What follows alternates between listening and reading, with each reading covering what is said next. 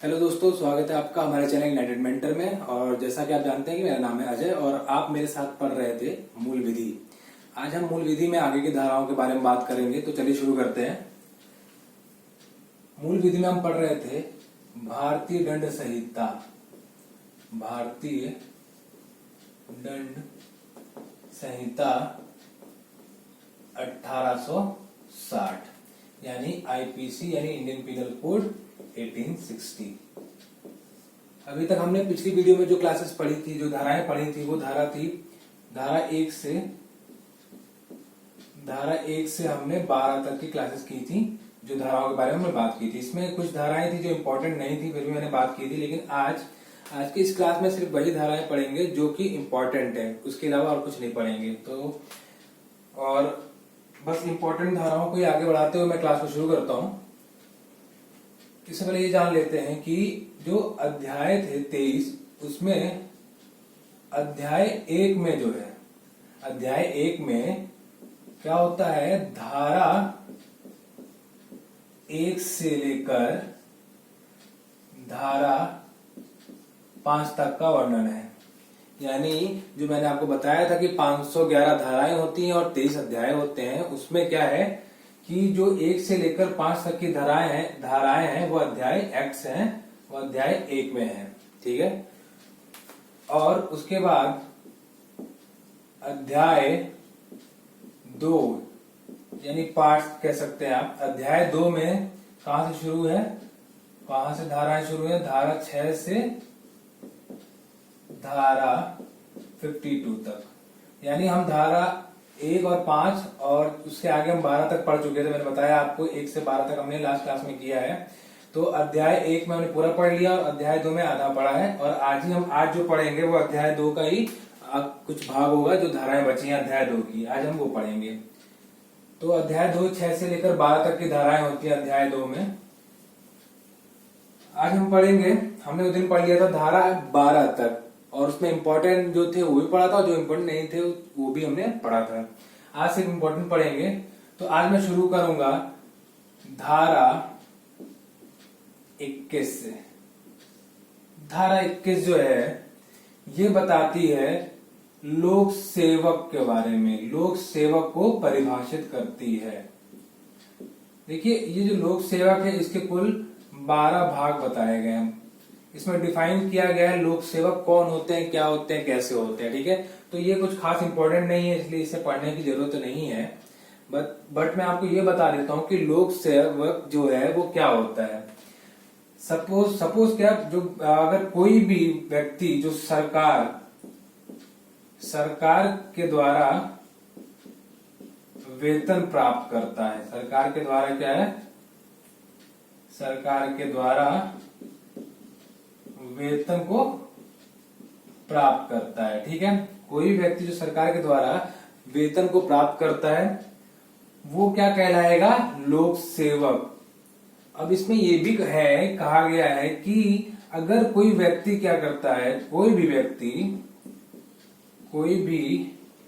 व्यक्ति जो है वो क्या करता है, कोई कार्य करने के लिए सरकार से पैसा लेता है। ठीक है। भले वो परमानेंट ना हो, लेकिन वो उस कार्य को करने के लिए सरकार से पैसा लेता है, उस कार्य को तब करता है, तो वो भी क्या होगा, लोक सेवक में गिना जाएगा। वो व्यक्ति क्या होगा, वो भी लोक सेवक कहलाएगा। ये कहा गया है धारा 21 में।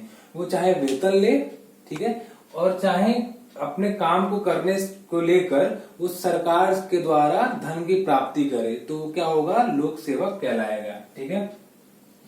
ये थी धारा 21। अभी बात करते हैं, इसके बाद जो इंपॉर्टेंट धारा है वो है धारा 24। कौन सी धारा है, धारा 24। धारा 24 में मैं इसको इधर लिख देता हूं। अगली धारा है धारा 24। धारा 24 में बताया गया है कि जो बेईमानी होती है, बेईमानी, डिसऑनेस्टी जिसे कहते हैं, उसको परिभाषित किया गया है धारा 21 में। यानी कोई भी व्यक्ति बेईमानी करता है, इसका मतलब कि वो अपने आप को लाभ पहुंचाता है, कि बेईमानी करके किसी और को या खुद को लाभ लेता है, उसने बेईमानी की खुद को लाभ प्राप्त करने के लिए या किसी और को लाभ देने के लिए उसने क्या किया, बेईमानी की, या फिर किसी को हानि पहुंचाने के लिए बेईमानी की, उसने क्या किया, या तो लाभ देने के लिए या पाने के लिए हानि की, सॉरी बेईमानी की, और या फिर क्या किया, किसी को हानि पहुंचाने के लिए क्या किया, बेईमानी की। तो वो किस में आता है, धारा 24 में। ये इसमें परिभाषित किया गया धारा 24 में बेईमानी के बारे में। ठीक है, अगला जो धारा पढ़ेंगे हम अध्याय 2 में, वो है धारा 25। कौन सी है, धारा 25 एक्ट 25। अब धारा 25 में क्या कहा गया है, धारा 25 में जो बताया गया आपको, वो कहा गया कपट पूर्वक के बारे में। कपट पूर्वक को परिभाषित किया गया है, यानी जो फ्रॉड होता है, यानी आप किसी से भी कोई कपट करेंगे, फ्रॉड करेंगे, वो किस में परिभाषित है उसके बारे में धारा 25 में यानी एक्ट 25 में वो बताया गया है कि अगर आपने कोई भी ऐसा कार्य जो किया वो कपट पूर्वक हो, यानी जानबूझ के आप उसको फॉल्ट काम कर रहे हैं, उसको गलत तरीके से कर रहे हैं, कपट पूर्वक कर रहे हैं, आपको पता है, तो वो क्या होगा, धारा 25 के अधीन आएगा और क्या होगा, दंडनीय होगा, ये भी आईपीसी के अंदर आएगा। ठीक है, अगली जो इंपॉर्टेंट धारा है वो है धारा 34। ये काफी इंपॉर्टेंट है, धारा 34। कौन सी है, धारा 34। ये क्या परिभाषित में किया गया है, इसमें किया गया है सामान्य आशय को,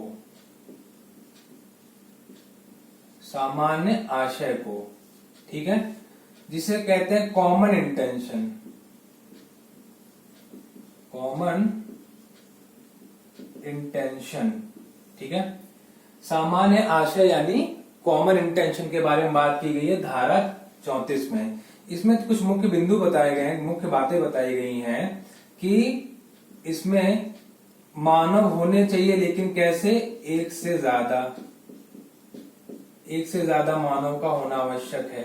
ठीक है, और ये जो है ये अपराध की श्रेणी में आना चाहिए, ये कोई अपराध होना चाहिए। आपको बताया था मैंने अपराध क्या होता है, तो ये अपराध की श्रेणी में आना चाहिए। ठीक है, ये है सामान्य आशय के अंतर्गत। और जब कोई व्यक्ति जो है, एक से ज्यादा लोग हैं, वो क्या करेंगे, कोई भी कार्य करेंगे ऐसा जो अपराध होगा, तो अपने कॉमन इंटेंशन से, सामान्य आशय से, यानी दोनों का अपराध करने का मन होगा, तो उनको जो सजा दी जाएगी, सबको या एक को, किसी को भी अगर सजा दी जाती है तो वो सजा ऐसी दी जाएगी कि मानो वो सारा कृत्य किसने, एक ही व्यक्ति ने किया हो। ठीक है, उसको ऐसा बताया जाएगा कि हाँ, अगर मैंने कहा कि इसमें क्या जरूरी है, मानो होगा लेकिन एक से ज्यादा होने चाहिए, तभी कॉमन इंटेंशन है सामान्य आशय के अंतर्गत आएगा। ठीक है, और उनमें से किसी एक को भी अगर पनिशमेंट दी जाती है, सजा दी जाती है, तो वो ऐसा माना जाएगा जैसे कि उसने अकेले ही वो सारा कार्य किया है। हर एक व्यक्ति को इसमें जो भी इन्वॉल्व होगा सबको सजा दी जाएगी, लेकिन हर एक को ऐसा ही माना जाएगा कि जो भी उन्होंने कृत्य किया है वो मतलब अपने आप में ही, अकेले में ही वो पूरा खुद से ही किया, कुछ ऐसा मानकर किया जाएगा। ठीक है, उसके बाद कॉमन इंटेंशन आप समझ गए, यानी समान आशय। समान आशय के लिए होना क्या आवश्यक है, देखिए समान जो आशय होता है उसमें एक इंपॉर्टेंट बात कही जाती है कि इसमें पूर्वानुमान, पहले से प्लानिंग होती है, पूर्व नियोजन जिसे कहते हैं। ठीक है, पहले से प्लानिंग की जाती है और पूर्व सहमति होती है। भाई मैंने कहा ना यहाँ पर कि मानव होंगे लेकिन एक से ज्यादा होंगे, जब उनका पहले से प्लान किया होगा, पहले से उनकी सहमति होगी, तभी तो एक से ज्यादा लोग होंगे, तभी इसको सामान्य आशय कहा जाएगा। ठीक है, ये होता है सामान्य आशय। दूसरी एक बात कही जाती है, उसे कहते हैं समान आशय। समान आशय, ठीक है, इसका मीनिंग अलग हो जाता है। ठीक है, इसका मीनिंग क्या हो जाता है, अलग हो जाता है। इसका मीनिंग क्या होता है, सिमिलर इंटेंशन। सिमिलर इंटेंशन, ठीक है। ये था सामान्य आशय यानी कॉमन इंटेंशन, ये सिमिलर इंटेंशन, ठीक है। इसके अंतर्गत ये चीजें नहीं आती हैं, ये अलग होता है, ठीक है। तो धारा 34 में किसके बारे में बताया गया? सामान्य आशय, ना कि समान आशय। सिमिलर इंटेंशन के बारे में नहीं बताया गया है, कॉमन इंटेंशन के बारे में बताया गया है धारा 34 में, ठीक है। ये इंपॉर्टेंट था। अब इसके बाद आगे बढ़ते हैं, अगली धारा के बारे में बात करते हैं। अगली धारा जो है वो धारा 40 है, 40 धारा 40 है। ये भी अध्याय 2 का ही भाग है। मैंने आपको बताया कि अध्याय 2 में 6 से लेकर 52 तक है। तो धारा 40 में क्या कहा गया है? धारा 40 में बताया गया है अपराध के बारे में, ठीक है। मैंने आपको बताया था कि अपराध कब होता है, इसके मुख्य बिंदु जो होते हैं, आवश्यक तत्व जो थे, वो मैंने पिछली क्लास में आपको बताया है, तो आप उसको देख सकते हैं, ठीक है। तो अपराध के बारे में जो डिफाइन किया गया वो किसमें किया गया है? धारा 40 में। यानी बताया गया कि अपराध कैसा होगा, क्या होगा, इन सब की जो भी डिटेल है अपराध का, वो धारा 40 में परिभाषित की गई है। अगली धारा है इंपॉर्टेंट जो, वो है धारा 4141।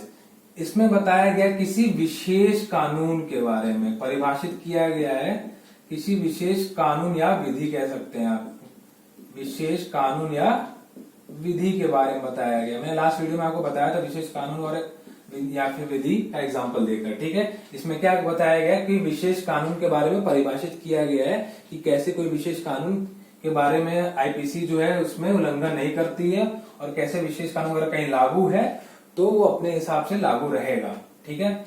अगली बात की गई है धारा 42 में, सॉरी 42 में, वो कहा गया है स्थानीय विधि।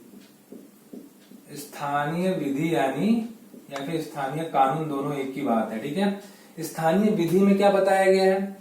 कोई भी ऐसी जगह जो स्थानीय कोई अगर रूल कानून बना हो तो उसमें भी मैंने बताया था आपको कि स्थानीय विधि पर भी कोई प्रभाव नहीं डालता है आईपीसी। जैसे कि मैंने बताया था आरपीसी 1932 जो जम्मू कश्मीर में लागू था 31 अक्टूबर 2019 से पहले, ठीक है। तो स्थानीय विधि के बारे में डिटेल में बात की गई है किसमें? धारा 42 में, ठीक है। हमें ज्यादा डिटेल में बात नहीं करनी है क्योंकि हमारे एग्जाम से बस इतना ही रिलेवेंट है कि इस धारा में क्या किसके बारे में परिभाषित किया गया है, ठीक है। ये हो गया धारा 42 तक। अब आगे हम बात करते हैं, बात करेंगे धारा 52 की। इसमें बोला गया है सद्भाव पूर्वक शब्द को क्या किया गया है? परिभाषित किया गया है। कहा गया है इसमें कि कोई भी बात सद्भाव पूर्वक यानी विश्वास की गई तब तक नहीं मानी जाएगी जब तक क्या होगा उसमें सम्यक सतर्कता तथा ध्यान नहीं होगा, तब तक वो बात सद्भाव पूर्वक नहीं मानी जाएगी या विश्वास की गई नहीं मानी जाएगी। मतलब सम्यक सतर्कता मतलब क्या हुआ? केयर एंड अटेंशन, यानी जब तक केयर ना हो और अटेंशन ना हो कोई बात का विश्वास तब तक नहीं किया जाएगा जब तक उसमें ये मुख्य पॉइंट उसमें ना हो, तब तक ये बात नहीं मानी जाएगी। फिलहाल आज के लिए फिर इतना ही इस वीडियो में, और अगली क्लास में हम आगे के अध्याय के बारे में बात करेंगे, अध्याय 3 के बारे में, फिर उनकी धाराओं के बारे में, ठीक है। अगली क्लास जो होगी वो जल्दी मैं अपलोड करने की कोशिश करूंगा। तब तक के लिए थैंक यू।